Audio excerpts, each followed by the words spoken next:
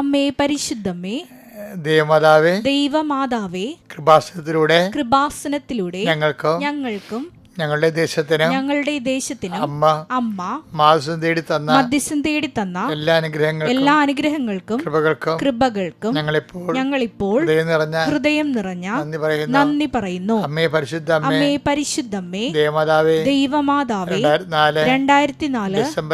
December 7 ഉച്ചകഴിഞ്ഞ് 2:30 കൃപാസനത്തിൽ സംഭവിച്ച അമ്മയുടെ പ്രത്യക്ഷപ്പെടലിനെ കുറിച്ച് തിരുസഭയ്ക്ക് സമർപ്പിച്ചിരിക്കുന്ന പഠനരേഖകളുടെ മേൽ സഭാത്മകമായ പഠനം ആരംഭിക്കുവാൻ ഞങ്ങൾ അങ്ങയോട് താഴ്മയോടെ പ്രാർത്ഥിക്കുന്നു. അമ്മേ പരിശുദ്ധമ്മേ, ഭൂസ്വർലോകങ്ങളുടെ രാജ്ഞിയായ അങ്ങയ്ക്ക് ഭൗമസംരക്ഷണത്തിനായി പ്രപഞ്ച പ്രകൃതിയെ തന്നെ തിരുസഭ പ്രതിഷ്ഠിക്കുവാൻ ഈ പ്രത്യക്ഷീകരണം വഴി ഇടയാക്കണമേ.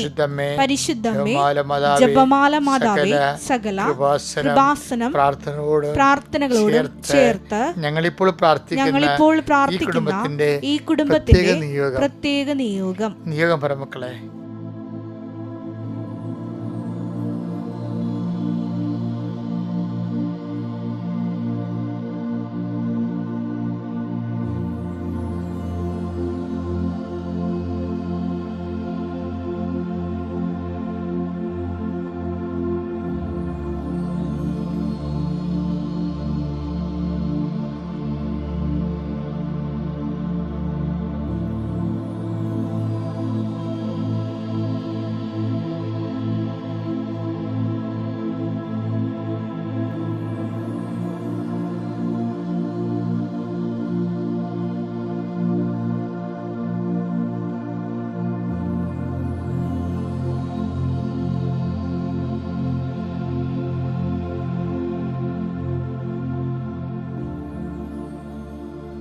അമ്മയുടെ പ്രത്യക്ഷീകരണത്തിന്റെ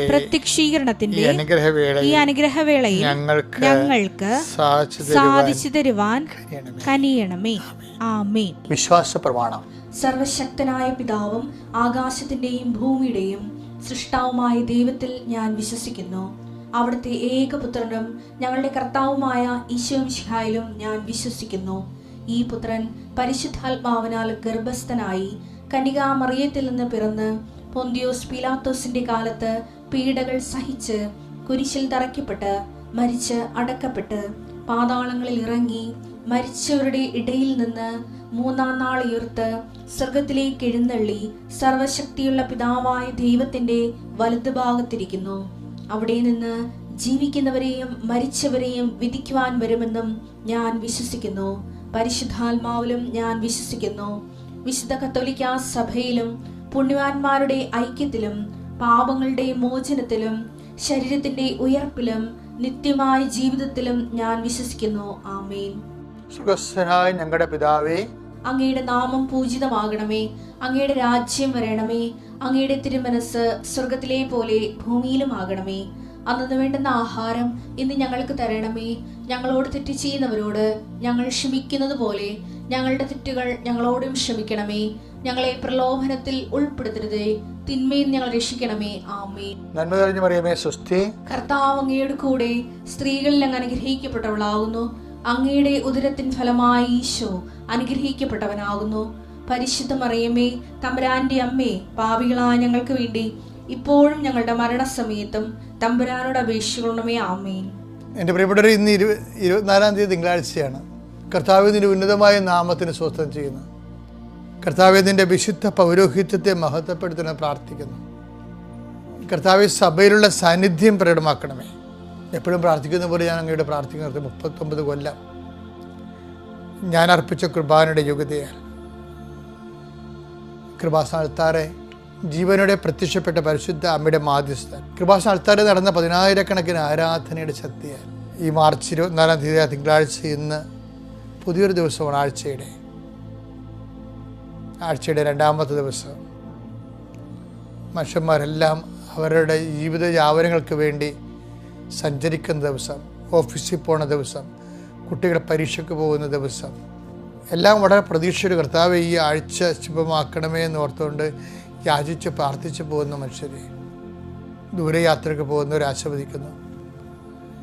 അവിടെ രേഖകളെല്ലാം അവർ കൃത്യമായിട്ട് ഓർക്കാൻ വേണ്ടി ആശീർവദിക്കുന്നു. അവിടെ വഴിയാത്ര സംഭവിക്കാൻ സാധ്യതയുള്ള എല്ലാവിധ തടസ്സങ്ങളെയും ഇന്നത്തെ ഈ പ്രാർത്ഥനയെ ബന്ധിക്കുന്നു.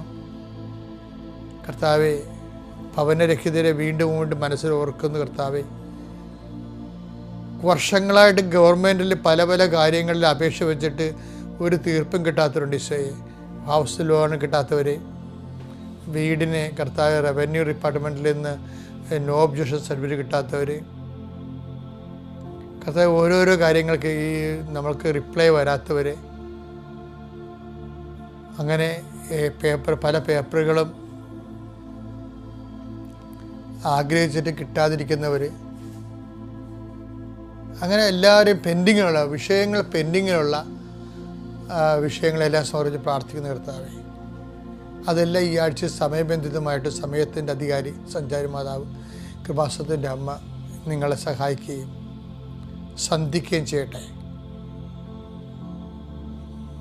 കർത്താവിൻ്റെ ഉന്നതമായ നാമത്തിന് സ്വസ്ഥം ചെയ്യുന്ന കർത്താവേ, വഴക്കുള്ള കുടുംബങ്ങൾ, കേസ് കോടതി നിലനിൽക്കുന്നവർ, കേസ് തള്ളിപ്പോണമെന്ന് ആഗ്രഹിക്കുന്നവർ,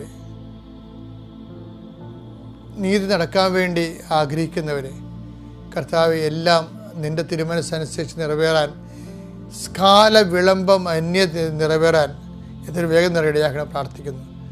കർത്താവ് ജീവിതത്തിൽ അവർക്ക് ആവശ്യമായ സമയത്ത് ആവശ്യമായ അനുഗ്രഹം കിട്ടായ്ക മൂലം പ്രാർത്ഥിക്കാൻ പോലും തോന്നാതെ, പണ്ട് നല്ലവണ്ണം പ്രാർത്ഥിച്ചിരുന്ന മക്കളാണ്, ഇപ്പോൾ പ്രാർത്ഥിക്കാൻ തോന്നണില്ല, അവർ മടിഞ്ഞിരിക്കുന്നു, മനസ്സ് മടുത്തിരിക്കുന്നു. അങ്ങനെയുള്ളവരെ നീ സന്ധിക്കണം പ്രാർത്ഥിക്കുന്നു. യാത്രയ്ക്കുള്ളവരെ സംബന്ധിച്ച് പ്രാർത്ഥിക്കുന്നു. സംരംഭങ്ങൾ തുടങ്ങുന്നതിനെ സംബന്ധിച്ച് പ്രാർത്ഥിക്കുന്നു. ഉദ്യമങ്ങൾ ചെയ്യുന്നവരെ സംബന്ധിച്ച് പ്രാർത്ഥിക്കുന്നു. അത് പൂർത്തിയാക്കിയിട്ട് കർത്താവ് സെയിൽ ചെയ്യാൻ ഉദ്ദേശിക്കുന്നവരെ, തങ്ങളുടെ ഉൽപ്പന്നങ്ങൾ വിറ്റഴിക്കാൻ വേണ്ടി പുറത്തോട്ട് ആ വസ്തുക്കളുമായിട്ട് പോകുന്നവരെ സംബന്ധിച്ച് പ്രാർത്ഥിക്കുന്നു. സ്ഥലങ്ങൾ വിൽക്കുന്നവരെയും സ്ഥലങ്ങൾ വാങ്ങുന്നവരെയും അതിനുവേണ്ടി ശ്രമിക്കുന്നവർ, അവരെല്ലാം കർത്താവ് അവരുടെ യാത്രകൾ ശുഭമാക്കണം പ്രാർത്ഥിക്കുന്നു. കർത്താവ് ചില കേസുകൾ പറഞ്ഞു തീർക്കാനും ചില ഭവനങ്ങളിൽ നിന്ന് ഒത്തുതീർപ്പിന് വേണ്ടി ശ്രമിക്കുന്നവർ, ആ ഒത്തുതീർപ്പ് ശ്രമങ്ങൾ വിജയകരമാകാൻ വേണ്ടിയും സമാധാനം സ്ഥാപിക്കാൻ വേണ്ടി പ്രാർത്ഥിക്കുന്നു. എൻ്റെ കർത്താവിൻ്റെ ഉന്നതമായ നാമത്തിൽ, സഭയുടെ അധികാരത്തിൽ, കുരിശിൻ്റെ അടയാളത്തിൽ, ദൈവശക്തിയാൽ ഏതെല്ലാം വിഷയങ്ങൾക്ക് വേണ്ടി മക്കൾ വേദനിക്കുന്നുവോ, വിഷമിക്കുന്നുവോ, വെന്തുനീറുന്നുവോ, ആ മേഖലയെല്ലാം കർത്താവിൻ്റെ കരുണ ചൊരിയുകയും നീ വീണ്ടെടുക്കുകയും ചെയ്യട്ടെ. കൃപാസനത്താരെ ജീവനോടെ പ്രത്യക്ഷപ്പെട്ട അമ്മ പരിശുദ്ധ ദേവമാതാവ് നിന്നെയും നിൻ്റെ കുടുംബത്തെയും ജീവിതത്തെ സന്ധിക്കട്ടെ.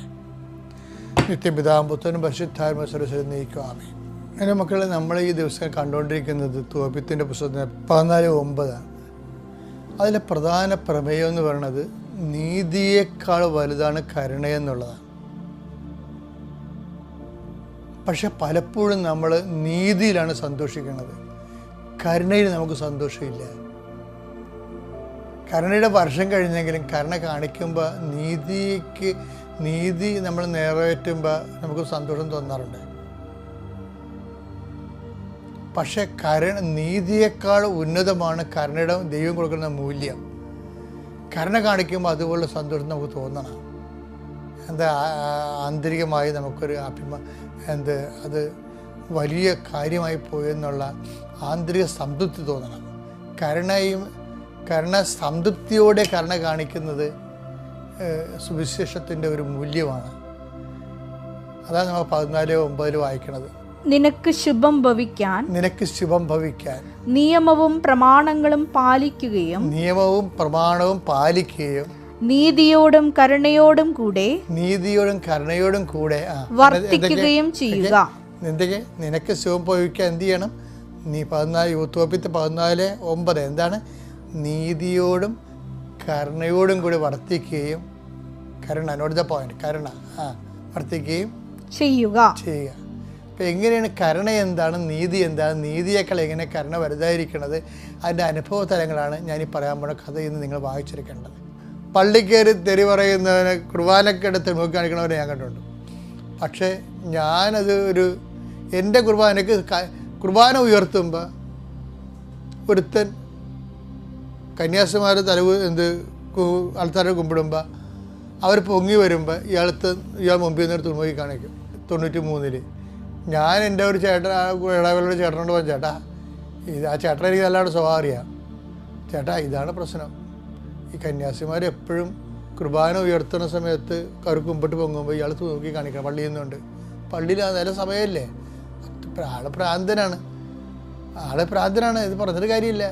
പക്ഷേ ഞാൻ ഈ ചേട്ടനോട് പറഞ്ഞതിന് ശേഷം ഞാനത് മറന്നുപോയി. അപ്പോൾ ചേട്ടൻ എന്നാ ചെയ്തെന്നറിയാമോ, എന്നോട് പറഞ്ഞ് അന്ന് തന്നെ പറഞ്ഞായിരുന്നു, അച്ഛൻ വിട്ടല്ല എന്ന് ചോദിച്ച്. ഞാൻ വിട്ടെന്ന് പറഞ്ഞു. കാര്യം ഇത് വൃത്തികെട്ട പരിപാടിയല്ലേ ഇത്. ഇവിടെ വെച്ച് ഞാൻ പുള്ളിയുടെ പൂർണ്ണ ഉത്തരവാദിത്തം കൊടുത്താന്നാണ് ചോദിച്ചത്. ഒരു ദിവസം ഞാൻ കുർബാന അർപ്പിച്ചിരിക്കുന്ന സമയത്ത് ഒരു 2-3 ആഴ്ച കഴിഞ്ഞെന്ന് തോന്നുന്നു, പട്ടേ എന്നൊരു സ്വരം, ഭയങ്കര കാറല്, ഒരു മനുഷ്യൻ ചാടി വീണ് പുറത്തോട്ട് വീണ് ഓടിപ്പോണം കണ്ടത്. എന്താ വെച്ച് കഴിഞ്ഞാൽ ഈ ഒരു പേരവടി വെട്ടിയിട്ട് ഇയാൾ ഈ തുറമുഖി കാണിക്കുന്ന ആൾ കന്യാസ്ത്രീ ഞാൻ പറഞ്ഞ കക്ഷി അവിടെ പോയി വടിയുമായിട്ട് അറിയാതെ അവിടെ താമസിക്കുക. അവിടെ ഇപ്പം കുർബാന കൂടിക്കൊണ്ടിരിക്കുകയാണ് 10 കൂടി. ഇവന് ഇത് താക്ക നോക്കിക്കണ്. ഇവൻ കുർബാനയുടെ ഇടയിൽ ഈ പരിപാടി കാണിക്കുകയും അപ്പം തന്നെ മുതുകത്ത് 2 അടി, അടിപൊളിയായിട്ട് നേട്ടം, മിന്നൽ പിണർ വീടുന്ന അടിയാണ് അടിച്ചത്. അപ്പം എല്ലാവരും പറഞ്ഞു അത് തക്കതായിപ്പോയി, വേണ്ടിയതായി, ചെയ്ത് നന്നായെന്ന് പറഞ്ഞ് ആഘോഷം. പക്ഷേ പ്രോബ്ലം വെച്ച് കഴിഞ്ഞാൽ അത് നീതിയാണെന്ന് നമുക്ക് തോന്നും. പക്ഷേ അവനോട് അല്ലാത്ത രീതിയിൽ ക്ഷമിച്ച് അവനെ പിന്തിരിപ്പിക്കുകയാണെങ്കിൽ അതിന് കരുണയെന്ന് പറയും. കാരണം അവന് പ്രാന്താണല്ല. പക്ഷെ കരുണ ഉൾക്കൊള്ളാൻ നമുക്ക് പറ്റത്തില്ല. ഇപ്പം ഈ കാര്യത്തിൽ നിങ്ങൾക്ക് പറ്റില്ലല്ല, എനിക്ക് പറ്റില്ല. അന്ന് അടി കൊണ്ടോ കൃത്യം കൊണ്ട് ഇന്ന് ഞാൻ അതിനെക്കുറിച്ച് പശ്ചാത്താപമുണ്ട്. എന്താ കാര്യം? നീതിയല്ല. എനിക്ക് അന്നിന് അത്രയും ബൈബിൾ അറിയത്തില്ലായിരുന്നു. അവനോട് കാണിക്കേണ്ടിയിരുന്ന കരുണയായിരുന്നു കാണിക്കേണ്ടിയിരുന്നത്. നമ്മുടെ ദൈവം ഇപ്പം ഞാൻ പറഞ്ഞാൽ നിങ്ങൾക്ക് മനസ്സിലാകുന്നില്ലേ, നോൻപ് കാലമാണിത്. ദൈവത്തിനെ സത്യസന്ധമായിട്ട് അന്വേഷിക്കേണ്ട കാലമാണ്. അപ്പോൾ സത്യസന്ധമായിട്ട് അന്വേഷിക്കണം. അപ്പോൾ എല്ലാം കർത്താവ് തന്നെ ശുഭമാക്കി തരും.